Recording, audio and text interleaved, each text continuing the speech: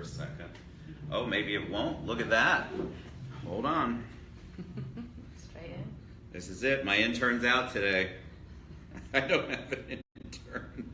Hey, everybody. It's the TED Show, episode 45, and I am honored to be here. I mean that, truly, with the beautiful, amazing Kay Rawlins. Hi, Kay. Hey, Tom. You look beautiful today. She's got on purple. Okay, it looks like people can see already. That's good. Thank you. Let us know that you can hear us.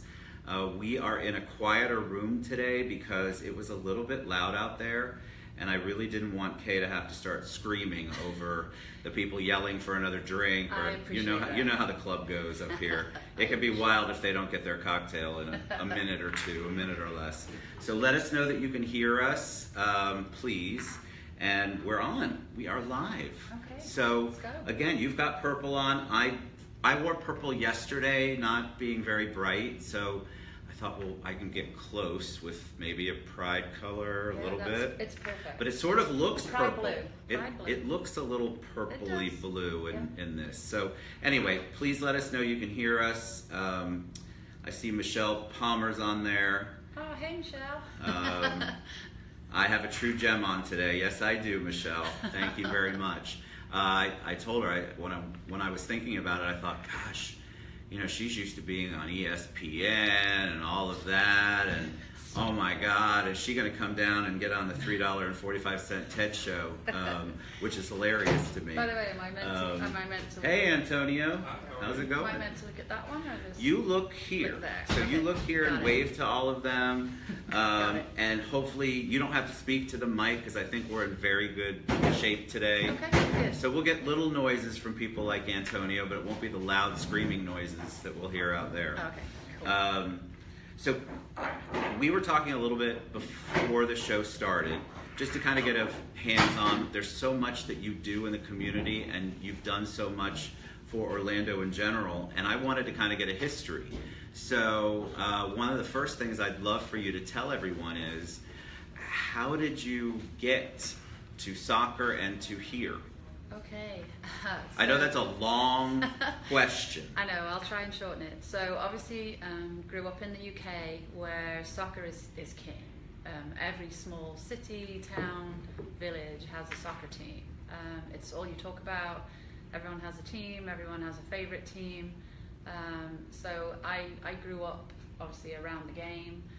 I never actually played it apart from with my brother. Because at that time, soccer for girls wasn't really a thing. So I actually played field hockey. Field hockey, because that seems like it's so much less, strenuous? Field hockey. It's vicious. I was going to say it's vicious, right? Don't you have pucks? Do you have? No, you have a ball. It's a really hard. But you have sticks too? Yeah, sticks, yeah. Oh, yeah, sticks. I was always covered in bruises. But who was your team growing up? So Stoke City, so that's where I'm from, in England.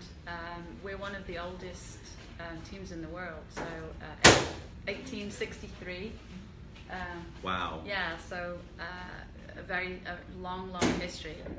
So I've been a fan since pretty much I can remember. Season ticket holder there when I was growing up. I was telling Kay that my experience was, you definitely, when me as an American went over there, you definitely wanted to root for whatever pub you were at. You wanted to make sure you were rooting for who that pub was rooting for, because you did not want to cross them at all. I might not come back, I think. But it's interesting to me that people here get worried about having more than one team in a state. And in England, for instance, in Manchester there's two teams, in Liverpool there's two teams, and they support 40 and 50,000 fan bases. So that's amazing. So grew up around it, and then the opportunity here to start a team combined my other passion, which is the community. Right. And so it's my true belief that as a sports team, you have this unique platform to speak from, and this was a great opportunity to do two things I love. One is soccer and the other is the community. But why Orlando? So why Orlando? So we started the team in Austin, and we just couldn't quite make it work there. We tried for 3 years, and so then started looking around at what do we do now? And we knew at that point we wanted to go Major League, and that sort of probably was not going to happen at that point in Austin. So we started looking at different markets, and Orlando just kept rising to the top of the pile. I love that. For many reasons. Certainly demographically, such a diverse culture here, so many different countries represented.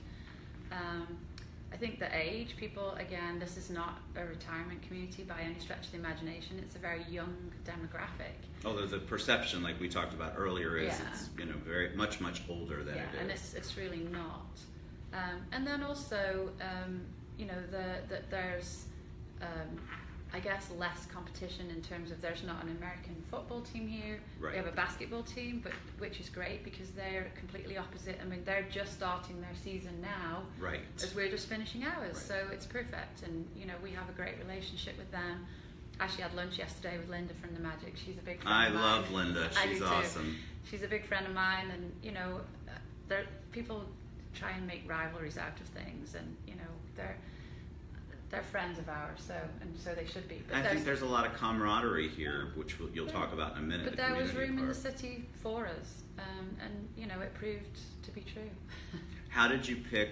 So you get here, and then how do you determine? Was it because of the Citrus Bowl? Because that's what I grew up calling it. Was it because there was already a facility that made it a little easier for the transition? Yeah, I mean, part of the difficulty in Austin was playing in a high school football stadium with all the lines and everything else, but it was we couldn't sell alcohol, which anybody who's been around soccer will know it's kind of a... That would be bad. Yeah, it's kind of a difficulty. But we came here, and I can't underplay either too much the influence of Mayor Dyer, who has just been amazing, saw the vision, and was just bend over backwards helpful to get us here and to help us find the right facilities, the right people to talk to. We knew we didn't want to stay forever, obviously, in the Citrus Bowl. 62,500 is a lot to fill every week. Right.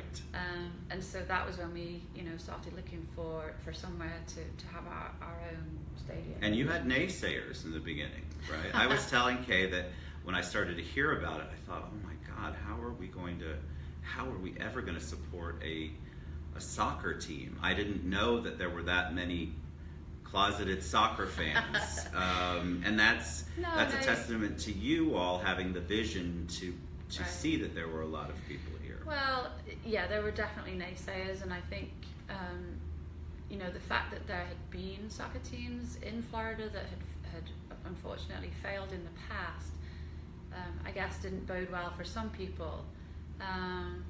But I think just determination was a big factor. But so many people, this is such a welcoming city. I agree, 100%. People just put their arms around us in such an amazing way from the supporters who knew. I mean, there was already a supporter team here, like waiting for us to be there. So which was amazing in itself. But media, business people, everyone just reached out to help, which was just phenomenal. It's not what we'd experienced before. And I also think, we set about ourselves going out into the community. Yes. How do you making people aware that there was a team, but also that we made our players very accessible. So we visited, youth clubs and organizations, hospitals.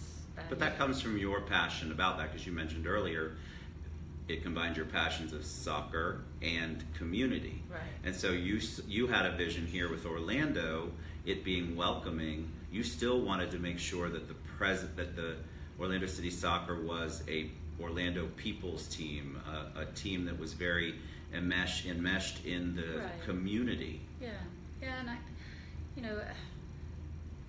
we should all be striving to make our community a better place. I believe. I think every single one of us should be doing that. We're just lucky enough to have a platform where we get to do it in an expanded way, if you like, where right. we can really kind of blow that up. I think the other piece is we included our supporters in everything that we did, and I think that was a huge piece for making people feel this is their club. It's not mine, it's not our, it's all of us. We all own it. And I think, you know, things like when we announced that we had the franchise, which was a huge deal. You know, here we are. Right. We've got this franchise, and we've managed to get this from under the noses of some of the other cities that were after it. And they wanted us to do a press conference. You know, they wanted the international press to be there, and so they wanted it in the middle of the day. And we just said no. That's not what we want to do. This is for our supporters. So we had the Cheyenne Saloon in the evening. We crammed it with people. I love that. You know, I don't know, 1,700 people. There were balloons that came down from the ceiling. Don Garber was there from MLS. But there was like 4,000 or 5,000 people outside partying in the street at Church Street, and it was just it was a momentous occasion, and we wanted to share it with the people who'd helped make it possible. Same when we did the groundbreaking. You know, we marched down Church Street with drums and flares and banners and singing. Because you really did. I don't think you can. We talked about authenticity earlier. I don't think you can fake your enthusiasm or the club's enthusiasm for how excited they are to be here, right, and how appreciative you are of how the community embraced Orlando City Soccer. Sure. I mean, we flew 25 tons of purple sand in that day, and, I love it. and everyone got to take home like a little container with the purple sand in, which I know I visit people and it's sitting there on their desk, which is really awesome. I love seeing that. The magnets, you know, that was such a fantastic marketing strategy. Teresa, if you're listening, in our marketing department, Hi, Teresa. is a genius. And that was let's make it difficult to own a magnet. So in the beginning, you could only get a magnet on a Magnet Monday. Oh, that's right. I forgot so about that. So you either had to come by the office, or we would say, we're out at a location. If you swing by, we'll put one on your car. And it made it this, like, everyone wanted one then, because you couldn't get them. Right. That's smart. We all want what we can't get, right? Correct. I mean, I personally have had mine stolen off my car. Oh my I don't know how many times, including twice in one day. Wow. Twice in a day. Did they know it was your car? No, well, maybe. I don't know. Maybe. But I keep a supply. I usually have them in my purse, actually, but I keep a supply on me, so if that happens, or if I see one, and anybody out there, if you've had a brand new magnet put in your car, that would be me probably as well, because if I see one in the parking lot and it's looking a bit dilapidated, then I swap it out. But that's back to going, you actually are in the community. You don't sit, and I'm not trying to embarrass you, or I really believe this, you don't sit there in some ivory tower and direct how the purple the city's going to be and what we're going to do. You actually get involved. You have the foundation, but more than just the foundation, you're involved in so many different community organizations, projects, planning, and you really get out there so people feel like they know you. Right. Because you are you. I mean, there's no pretense at all about you. And I think people can feel that. You can't fake that. And so that accessibility, you've also allowed as to be part with the club. That's why the players you allow the players to be accessible. Talk about that, because that's a thought process you wanted as part of the club. Right, and you know, some of our outreach is obviously to kids, or a lot of our outreach is to kids. You know, we have an obesity problem in this country. You know, and there's many reasons behind it, but you find it to be more prevalent in the most underserved communities. A lot of times that's from a lack of access to fresh food. You know, where we are in Paramore, my community now, you know, there's no grocery stores. It's fast food, it's convenience food. Right. And so one of our, obviously, the big kind of focus for our foundation is health and wellness of the community. And so we do several things. We build safe places to play, somewhere where the kids can come. They can play, obviously, soccer. But then we bring programming as well. So It's a mini pitch, size of a tennis court, purple, obviously. Of course. Of course it's purple. But then we bring programming. It's 3 times a week. It's a nationally accredited program, but it teaches healthy lifestyles choices alongside the soccer skills. And some of that is nutrition education for kids who, you know, we've brought out a basket of vegetables before and they can't name hardly any of them. That's so fascinating. Sad Yeah. and fascinating, though. So then what that then led to, and this was a discussion with my foundation board, who are awesome, was how else can we tackle that? And that was when we started to get into community gardens. Yes. Which has just been so amazing, and it's something that has really, really taken off. In and around Orlando, there's great organisations out there now, all working together collaboratively. So we're building more gardens, more of them will be in Paramore, with the idea that in January we're actually going to open a farmer's market at the stadium. And so people will be able to sell. Oh my gosh, that's so awesome. Yeah, they'll be able to sell their excess produce. So yeah, it's been such a great thing to do. And some of our mini pitches actually have a community garden attached to them. So the kids are getting this very holistic approach. We're back. Look at that. We just had a phone call. It was on Do Not Disturb, but here's the technology side. Sorry. So I was going to say, once you've planted a seed like that, so to speak, the community really, they come around it. They get around it, and then there's ownership because it's in their community. Yep. And as you know, the more you allow people to feel like they're part of it, it's their garden, that they're going to want to do more and more. So the fact that you're going to do a farmer's market is awesome. Yeah. Like, how did you come up with those kinds of ideas? Is that what the foundation does? Is that what your partnerships do? Yeah, it was a mixture. It was a mixture of all those things. And to me, when we started looking at gardens, I know nothing about growing things. Me either. So rather than reinvent the wheel, we went out looking for, well, who's already working in that space? So City of Orlando have a fantastic department called Greenworks. They're the ones who, you know, they give out free trees and all kinds of things. And so we approached them first of all and said, hey, we have some funding, we would love to do a community garden. And of course they jumped all over it and said, we would love this will be great. So that was the first kind of partnership piece. And the first one we built was out at Rock Lake.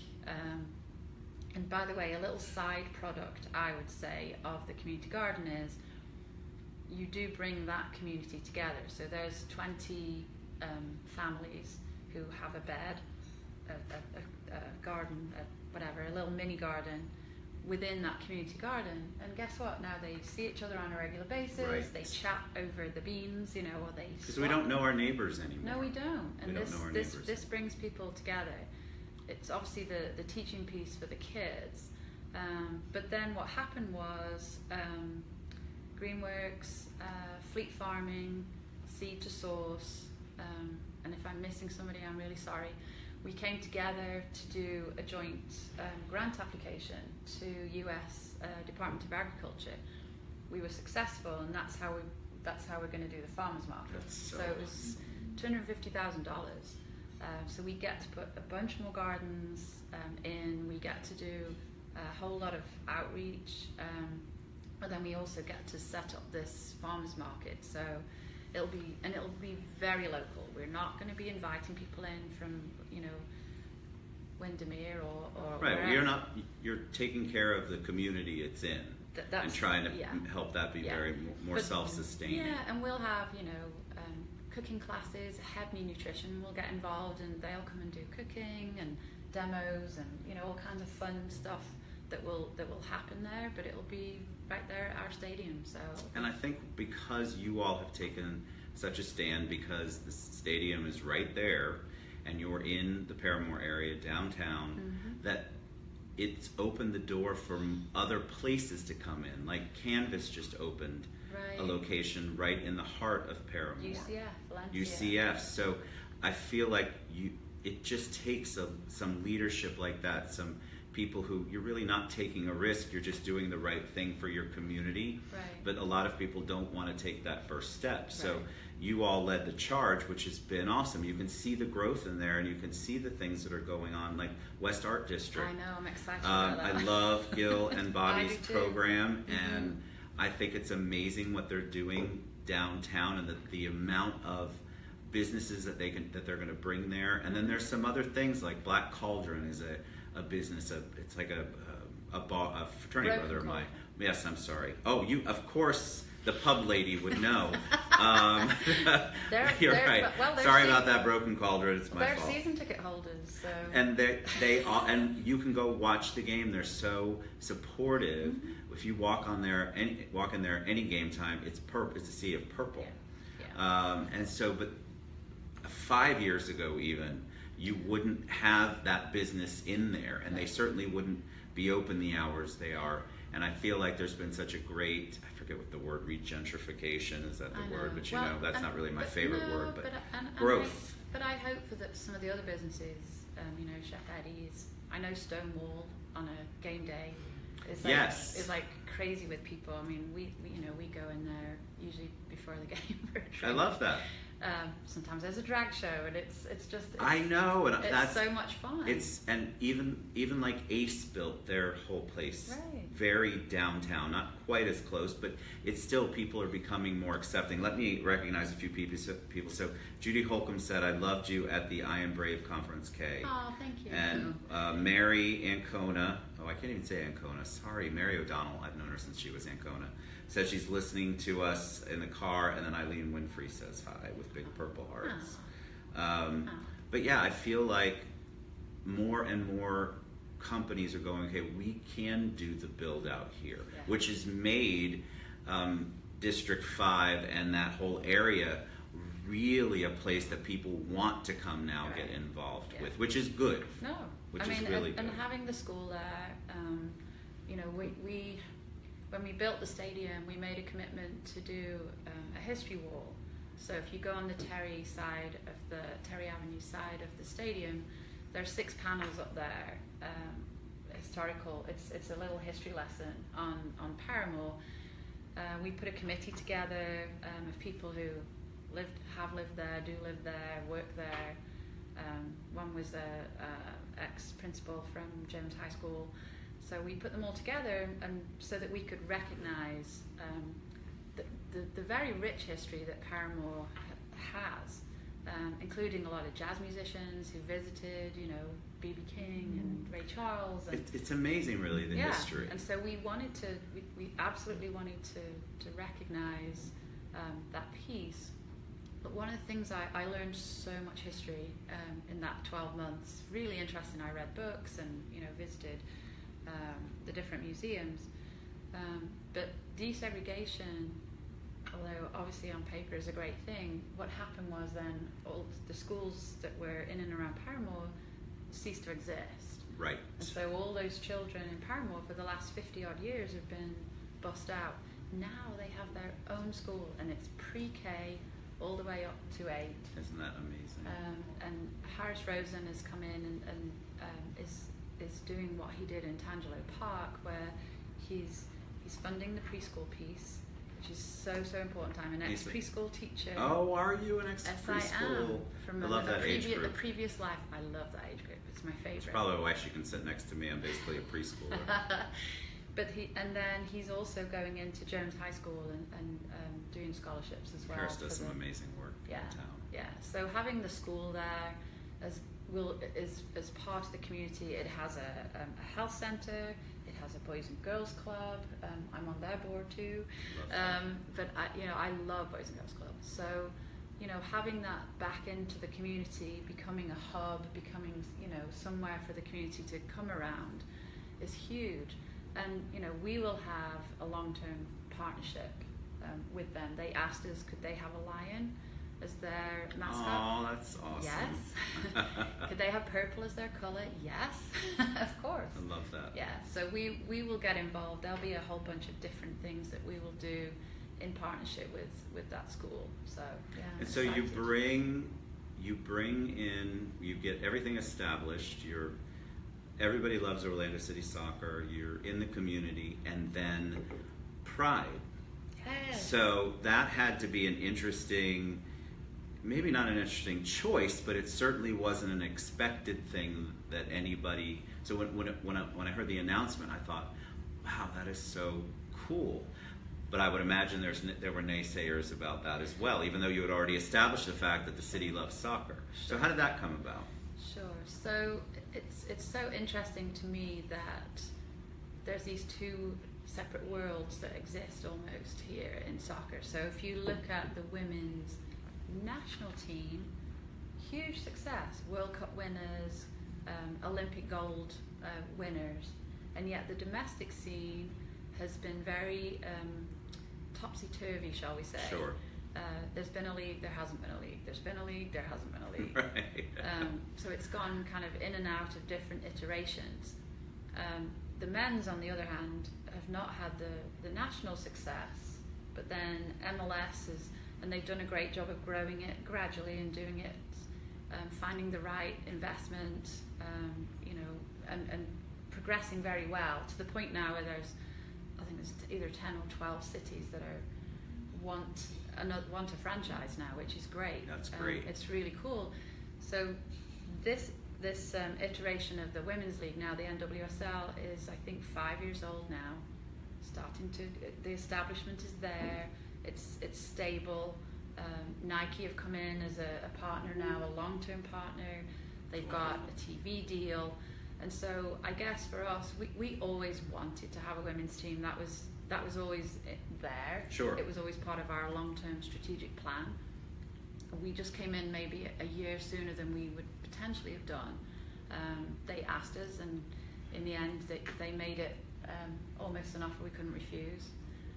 I feel like the response once it was out there was super positive. Oh yeah, for sure. Like people embraced that almost immediately, and honestly, it just added another layer to the support that Orlando has for. And they've been amazing.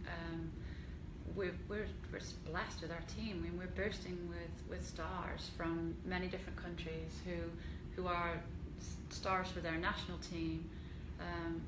Just even getting. Obviously, we have Alex and Ali and Ashlyn, and now we have Kristen, who's played for the national team too. But getting Marta, who is 5 times FIFA World Player of the Year, right, is like unbelievable. And she's an unbelievable person. She's so down to earth, so fun. I've been in the locker room a couple of times when she comes in, and it's like this light bulb goes on. It's a ball of energy. She absolutely is, and she's got a word for everyone in the locker room, and she's just so much fun. And I think she's been so good for us this year. I've loved watching her play. She's a magician. Yeah, she is. She's been great. So, and I'm huge friends with Tom Samani and his wife Alison, and he is. I've never met one person who has a bad word to say about him, because he's a top guy. He really is. He's a really good guy. So tell me, because we're, of course, over time, but I knew we would be. I'm fine with that. Sorry. Well, we had one little interruption. Herb Schmidt called, by the way. I'm calling you out. He doesn't even have a Facebook, I don't think. That's funny. Which is why I feel good calling him out. The foundation. What do you want to? What legacy do you want to? I don't want to be an Oprah question, by the way. What? I'm not Oprah. What legacy, though? Like, you are building so many pieces, and by yours, I mean the club's hands are in so many different things in the city. Right. You obviously have a passion for community and helping. What legacy do you want to leave? So I'd like us to have a healthier community, literally from a health point of view. I want us to have solved homelessness. Amen. Because you serve on. I am on the Commission on Homelessness. I'm also heading up the Youth Homelessness Task Force. We're actually in the middle of counting our homeless youth, which is not an easy thing to do. Because and the fact that we have to count them and it's not an easy thing to do is heartbreaking. No, well, they're not out on the street corners, so they're much more difficult. Correct. They don't necessarily always want to identify, but we can't solve that problem until we know how big the problem is. Right. But it's something we can solve. It is. We can solve this as a community if we can come together. And I hope at some point, and there will be in the near future, there will be some kind of ask. even if it's almost like a GoFundMe, because I know, not everyone can give $100, $500, $1,000. They can't do it. But you can ask them to give, if everyone gives $25, $20. Correct. Think what we could do with that money. We need more inventory, we need more housing. That's the piece we don't have enough of, even if we can afford to put all these people into housing. At the moment, we don't have the housing. But those would be two of my big things. Would be amazing. Definitely the health and solving homelessness. You've been a joy. I knew you would be. I could talk to you for hours. She only had water, though, not like a good Brit, not like a good pub Brit watching soccer. I know. She's behaving, and I'm not. You're awesome. Thank you so much for being on the show. Thank you so. It's such an honor to have you here. People actually ask me, "Oh my God, are you nervous?" I go, "No, I've watched her cook chili." Which was amazing. There we go. By the way, iDignity is a whole nother organization that's amazing. Yeah. But you do so much great work in the community, and we appreciate you so much. Thank you so much. Thanks for having me on. And thank you for being on, and thank you guys for joining. So now, because we're doing it in a different room, because like I said earlier, it was a little loud. Now you're going to get to see the since I have no assistant, I am the assistant and the producer and everything else. You're going to get to see me hit the finish button. We love you guys. Thank you so much for tuning in, and I appreciate all the love and support. And reach out. What's the best way for them to get involved with the activities? Go on the website. But usually on social media. If we need volunteers, we'll put a call out. So just be ready when follow we do. And be ready. Yeah. All right. Thank you guys. Thanks. Love you. Bye. There